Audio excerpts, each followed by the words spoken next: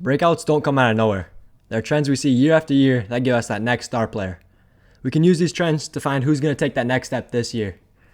We'll be going over the quarterbacks who we know can outshine their predictions and win you your fantasy league by looking at data of every breakout quarterback from the past 12 years. I'm Alec. I'm Jack. You're in the right place. Let's get right to it. We're going to be talking about this year's potential breakout quarterbacks, as well as talk through our top 10 quarterback rankings and give our players to target and avoid in your drafts later in the video. On your screen, you can see the data of these instances since 2013. The role the player is in correlates to the year the player broke out, and the column aligns with the number of years the player had been their team's starting quarterback when the breakout season came. The criteria for a breakout here is defined as a top 7 QB in total points or average points per game after being an average or below quarterback the prior season. What we found is that there was 20 cases of quarterback breakouts in fantasy over this time frame, for an average of 1.67 per year.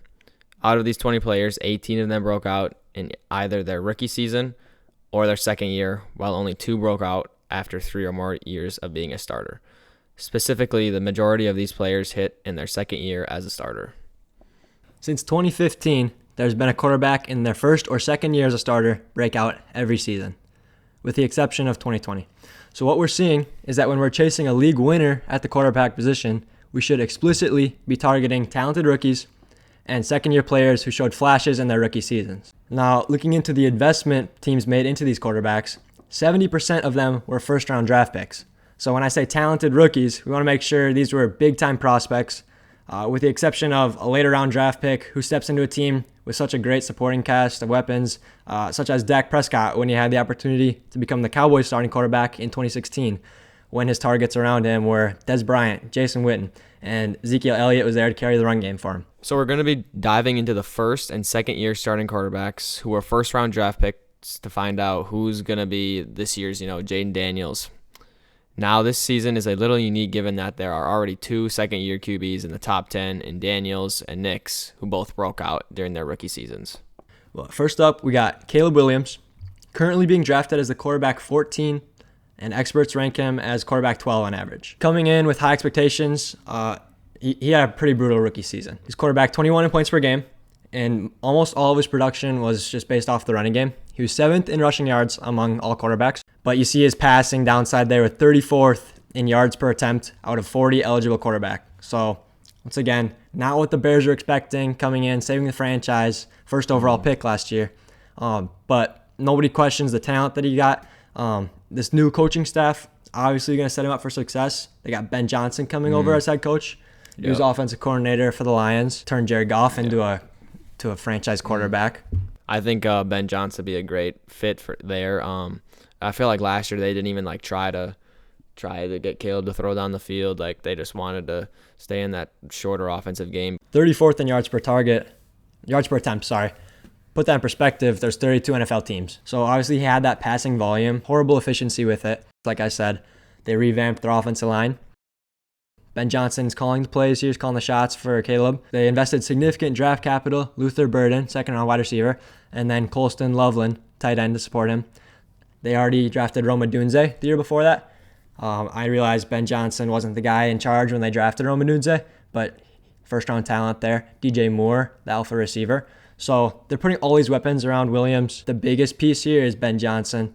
He's ready to do what it takes to give Williams all those pieces he needs to succeed. Yeah, I was just going to say it again, better protection up front. I think they got 2 or 3 new offensive linemen they either drafted or brought in, so that'll for sure help because last year that was definitely an issue because Caleb was getting hit a lot, so that'll for sure help him be able to throw down the field more. Culture he brings to any team, the Lions turned around.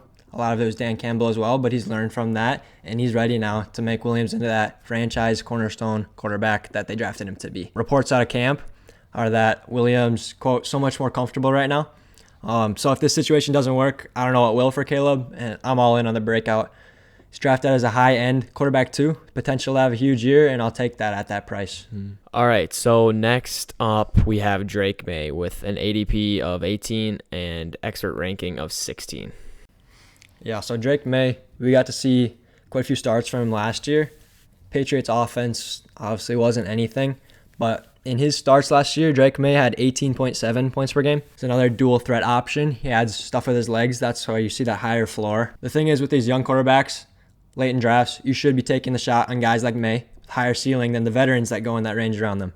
Because worst case, the option with more potential doesn't pan out, like Maye in this case, and you can stream a fill-in option on the waiver wire, and you're not going to waste that pick because you took it so late in the draft anyway.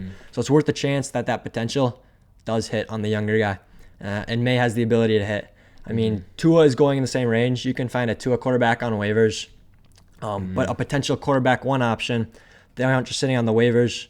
When they do break out, you want them on your roster because odds are you're not going to be the only one, and you're not going to be the first one in waivers to snag him when he does blow up. I wrote here, the only caveat to this is in best ball leagues, when you're not able to go through and add and drop players on the waiver wire. He's going to have those spike weeks anyway because of the upside. So that automatically slots him into your lineup in best ball. So honestly, he's so much better off than taking a veteran with the high floor, regardless of the format. I think Alex a little higher than I am with him just because I just don't fully believe in this offense yet. They do have a new play caller in there, so maybe things will change. They are bringing in Stephon Diggs, but he's old and coming off a knee injury, so I don't know if he can really be that like alpha wide receiver that he used to be. It's better than Demario Douglas and Hunter Henry, bro. It is, but I mean, I don't know. I just still think the Patriots are in a little bit of a rebuilding mode, so I don't know if they want to fully like unleash Maye quite yet. Maybe they do. Maybe they're fully confident in it yet. They tried to revamp the O-line in the off season. They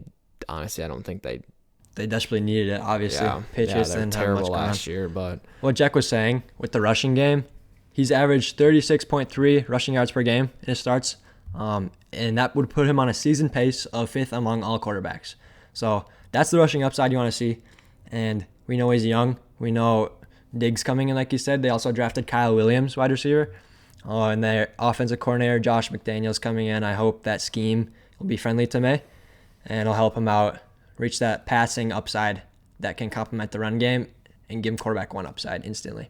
So I think the Patriots offense, might have a little bit to go, but it's going to be much more exciting with Maye, and it has all the indicators that he can take that next step. Third quarterback we think could break out, heading into his second year, but unique situation with him. He didn't play football last year, JJ McCarthy. He's at ADP of quarterback 19 right now, and experts rank him 20th on average. Stepping into one of the most favorable offensive environments in the Minnesota Vikings. This is especially important because young quarterbacks need that development. This environment around them is going to help foster wide open options, scheme things open for them, take the pressure off of the quarterback. All they got to do is make the right reads here.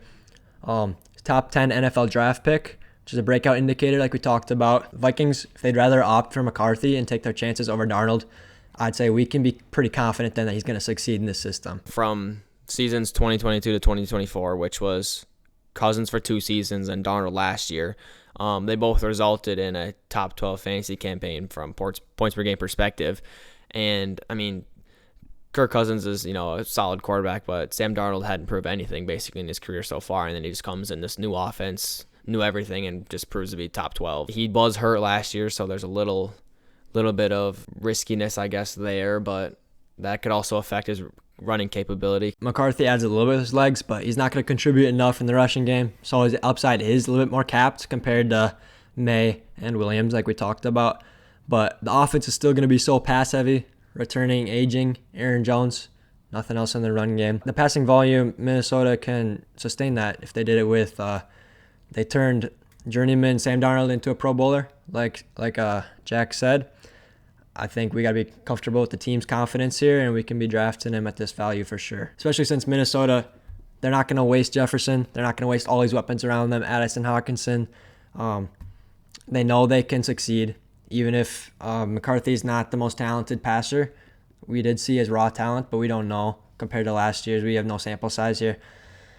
But we know that a 14-3 season with Darnold, McCarthy can succeed with anything. And anyways, you're drafting him later in the draft anyway, so stupid if you don't pick him with this amount of upside he has. Our last second-year potential breakout player is Michael Penix. ADP is 23 right now, and his ECR, average expert ranking, is 24th among quarterbacks. We got to see him start over Cousins late in the season.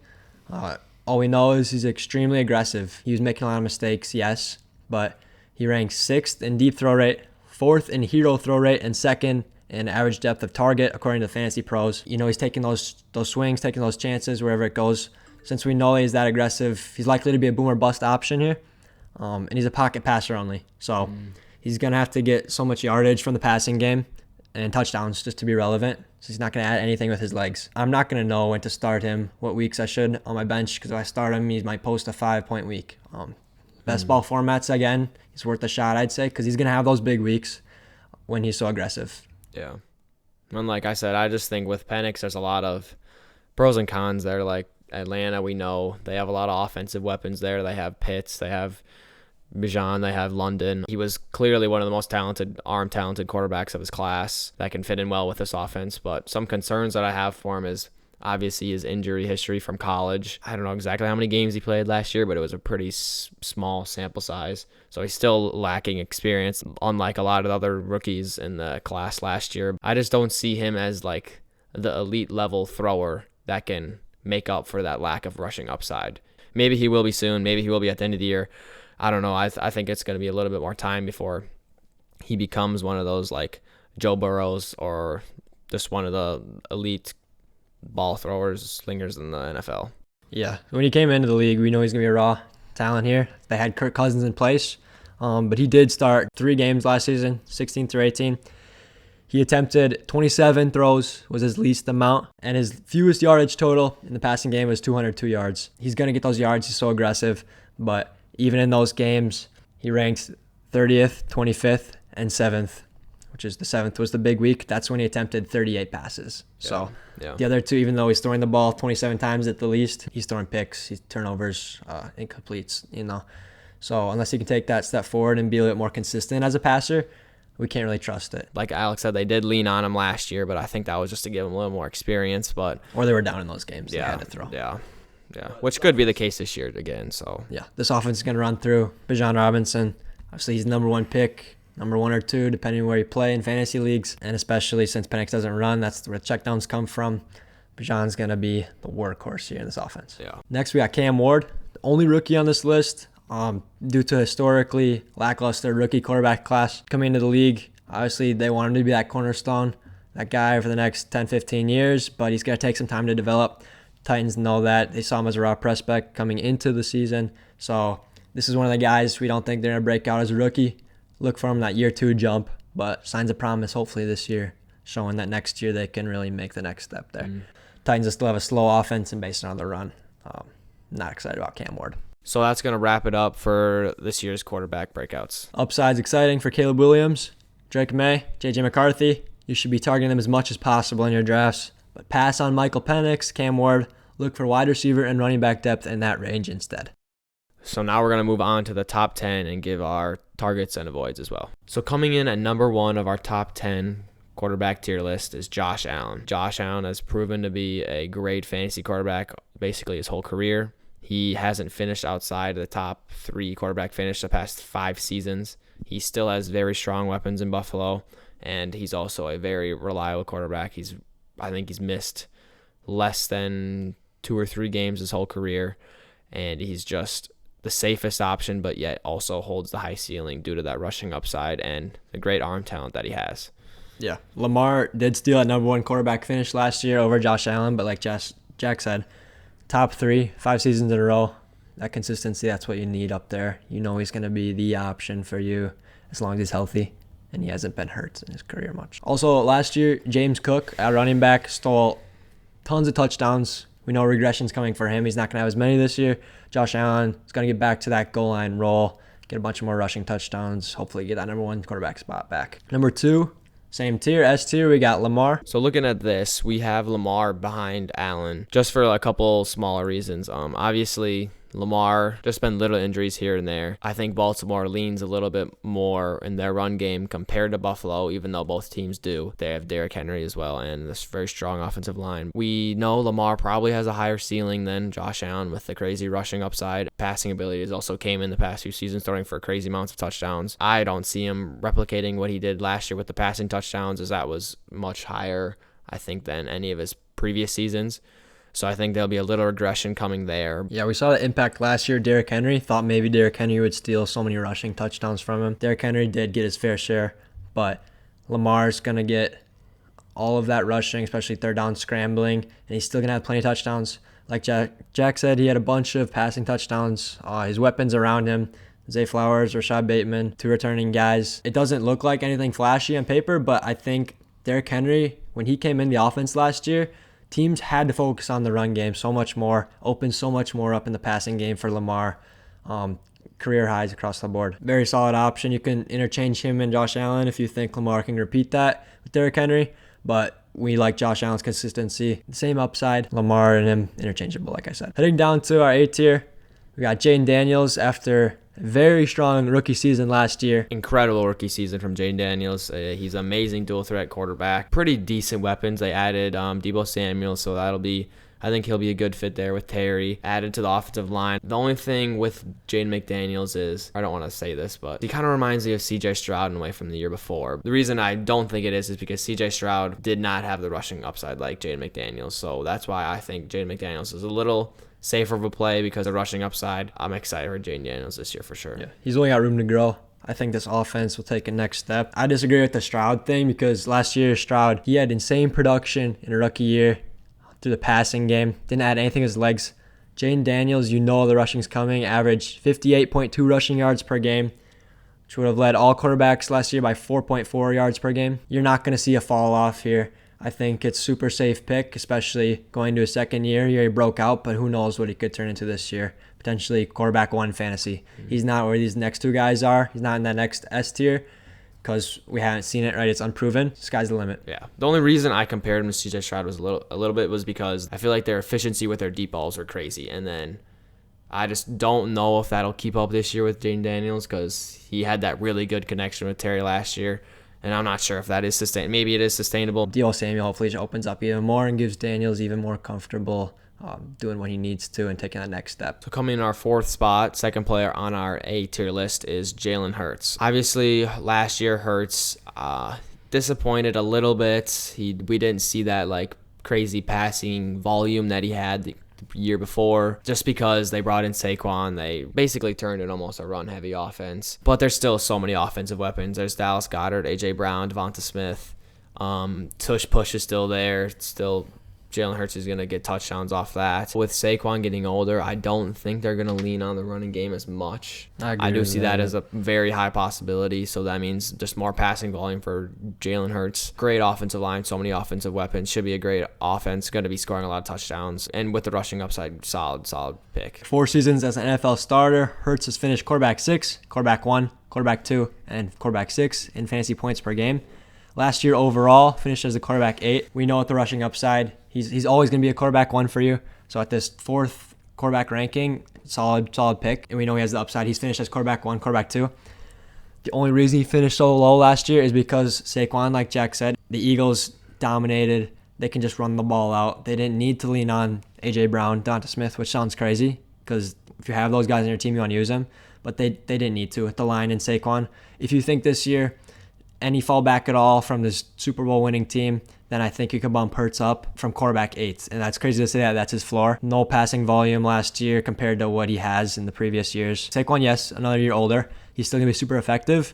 But if there is any chance at all that he can't handle the same workload, that they don't want to lean on him as much until later in the season, then Hurts so much more volume in passing game, like I'm saying.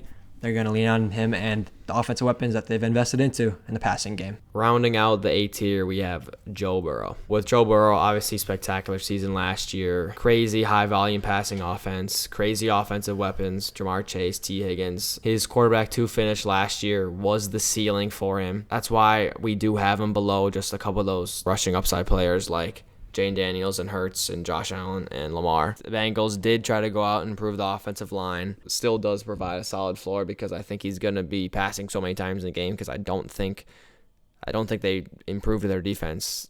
Yeah, the defense might even be worse this season. Going to be playing catch up even more, I bet, to be honest with you. Even though last year he led the NFL in passing attempts, yards, and touchdowns. You expect that to fall, just positive regression, but with this defense maybe even getting worse, I mean, quarterback 2 is still in the looks for him. This is almost opposite situation as Jalen Hurts, I'd say. He's got so much volume because the team is bad. He's playing behind. The run game last year, if you think it's a little bit better with Chase Brown stepping into that full-time role, then I understand. You think they don't have to use Burrow and all these options as much. Last year, especially, went from Zach Moss to Chase Brown, trying to figure out the run game. They couldn't lean on the run game, right? They had to have Joe Burrow be the guy leading NFL in pass attempts, yards, touchdowns. You can keep him ranked this high. High expectations and a high floor. Moving down to our B tier, Patrick Mahomes. Used to him being higher, but he's in the B tier, number 6 in our quarterback rankings this year. Yeah, honestly, I think it's weird having Patrick Mahomes here, but last year and 2 years ago, just kind of disappointed in the passing game. They kind of were more of that team that just had the great defense, and they always just won the game at the end of the game. They didn't have to put up 40 points to win like they did prior years. I do really actually like Mahomes, though, coming into this year, just because I think a lot of the pieces in the offense are falling into place. I know Travis Kelce's getting old, but besides that, Rashee Rice is hopefully coming back off the injury well. Xavier Worthy's another year in. They have a bunch of young Pacheco. Hopefully he's healthy again. They just got a bunch of these young players that I think if they piece it together well, I think it'll be a very solid offense. Mahomes is Mahomes, right? But last year, Rashee Rice obviously was out. Leave Xavier Worthy and Travis Kelce, right? Handle all the passing game. Pacheco gets hurt as well. I don't know that Mahomes will ever finish that low again until he's old and washed. Worthy, especially towards the end of the season, the playoffs showed he can be the guy, but also he doesn't need to. Now he's not going to draw all the attention. Rashee Rice is back and he's looking good off this injury. Mahomes hasn't had targets this quality in 3-4 years. I'm super excited to see what Mahomes will do with these guys. The running game, in fantasy especially, nobody's ranking these guys high. Offense got to go through someone. Mahomes is going to do what he does. He's thrown for 5,000 yards in a season. Yeah, that can make up for that a little bit lack of rushing upside and bring him all the way up to guys like we had in the tier above. Yeah, he's been quarterback 1 in his career. He's finished there. Exactly. So while he doesn't have Tyreek Hill, and prime Travis Kelce in the offense, he's got promising options around him. Second in this B tier, we got Baker Mayfield. In his 7th year, you saw in the graphic earlier, he broke out in his 7th year as a quarterback. We haven't seen that ever. Last year, post-career high, has an insane season in this range. We don't like drafting guys here because it feels like we're drafting them at their peak. Mayfield doesn't add much with his legs. Do you think he can repeat that same production passing game? If so, sure, draft him here. But this reminds me like CJ Stroud last year. Evans getting another year older. Godwin coming off another injury. It could have been a one and done. Geno Smith did it 2 years ago. Geno fell off a little bit. I bet money that he will fall off. Drafting him at quarterback 7 in our rankings. You're getting a low-end quarterback 1 every week. If that consistency is what you're looking for. If you think Evans somehow continues to get better as he gets older, as he somehow always does, you're in on the Tampa Bay offense. Bucky Irving another year. Go ahead. Otherwise, you're drafting out his ceiling. It's not worth There's it. not much upside. He can't grow from there. Yeah. He's one of our avoids. We'll talk about that a little bit more later. Yeah. I don't know. I just think Baker's just an odd situation here because he had such a great season last year. Evans was hurt. Godwin, I think, got hurt and was out for almost all the season. And just a lot of guys in and out in the offense, but he still had such a successful season. So it's just kind of interesting. And with the running back Bucky Irving breaking out into the year, I think they can and want to lean even more on him. Rachaad White is still a decent option as a backup there, our second piece. Jack found this. His touchdown rate went from 4.9 to 7.2 from 2023 to 2024. So this increase, not sustainable. The touchdowns are going to fall back, maybe not all the way down to 4.9, but retaining them at 7.2 would be crazy. It'd be a historical pace. And with that, he finished as quarterback 5 last year. So we shouldn't be investing to him at quarterback 5, wherever you have to draft him, if quarterback 5 is going to be his top. He's not going to grow from there. Last tier here, rounding out the top 10.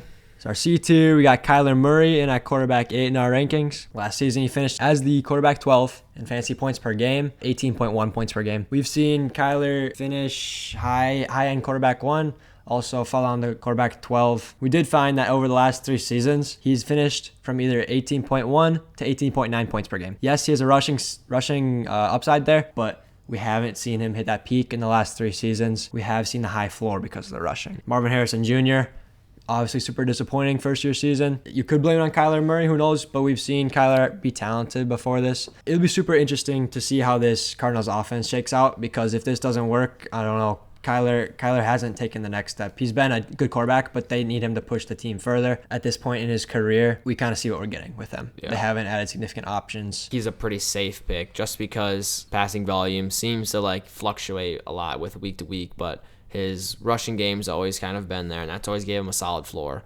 So that's why I think he's a pretty reliable player. He's also always been a top 12 quarterback his whole career besides the year he got hurt, obviously, that you can get a mid-later rounds in your redraft league. Good, safe option. Yeah, right below that, we got Bo Nix, number 9. Another rushing quarterback who keeps that floor high for you. He was one of the guys, rookie season, unexpected breakout. He did have high draft capital. His development, Sean Payton, kind of pushed him to the next level there. We'll see if this next year, obviously super promising first year, you'd think we'd be ranking him higher. Again, these guys above him, they've done it. We've seen it. His upside, super high. It's just, what do you think about the Denver offense? He turned a lot of heads. He showed that he has that potential. It's just the offensive efficiency we can't be sure of. If week to week it's going to be that offense you can trust, you want to roll with over the course of the whole season. Yeah. We've seen what Sean Payton has been able to do with quarterbacks to be able to develop them. Obviously, he has that rushing upside that we see with them, so he gives us that floor. Maybe we see a surge this year in the passing offensive efficiency there, so maybe he can take that step up and finish above where he is, where we have him right now. He was bad those first 4 weeks, but from week 5 on, he was the quarterback 6 in fantasy points per game. They did add in the run game RJ Harvey in the draft and J.K. Dobbins free agency, so that could scare you. Lean away from Bo Nix's need to rely on his legs and to show that, but I don't think how I that's view enough. it and how I think the Broncos were needing it is that their run game had no one. They had Jaleel McLaughlin, Javonte Williams wasn't doing anything, so they needed to add these pieces in the run game anyway. That's going to help out Nix. It's not going to hurt him because the running game last year was pretty horrible anyway. Don't be scared that that's going to take away from his production at all. It's just going to make the offense more efficient as a whole. So rounding out our top 10, Brock Purdy. Looking at this past couple years, we've seen this 49ers squad just get totally hammered by injuries like every year. George Kittle's always out for a few games. CMC's had a lot of issues the past few seasons. Last year, Brandon Ayuk out and season-ending knee injury. So even with these injuries,